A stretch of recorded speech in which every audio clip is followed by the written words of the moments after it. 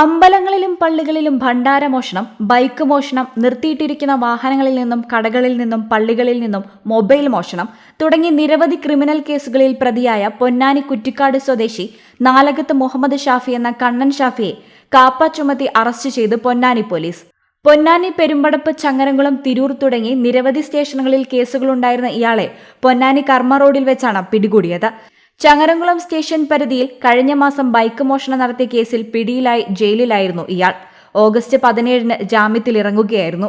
നിരന്തരം കുറ്റകൃത്യങ്ങളിൽ ഉൾപ്പെട്ട് പൊതുജനങ്ങളുടെ ജീവനും സ്വത്തിനും ഭീഷണി ഉയർത്തുന്ന ക്രിമിനലുകളെ അമർച്ച ചെയ്യുന്ന യജ്ഞത്തിന്റെ ഭാഗമായാണ് മലപ്പുറം ജില്ലാ പോലീസ് മേധാവി എസ് ശശിധരന്റെ റിപ്പോർട്ടിന്മേൽ ജില്ലാ കളക്ടർ പ്രതിക്കെതിരെ കാപ്പ ചുമത്തി ഉത്തരവിറക്കിയത്.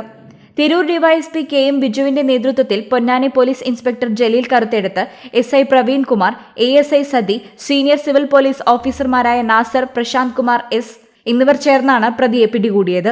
പൊന്നാനി കോടതിയിൽ ഹാജരാക്കിയ പ്രതിയെ റിമാൻഡ് ചെയ്തു. News bureau, Ponnani. Qatar golden diamonds, Calicut road,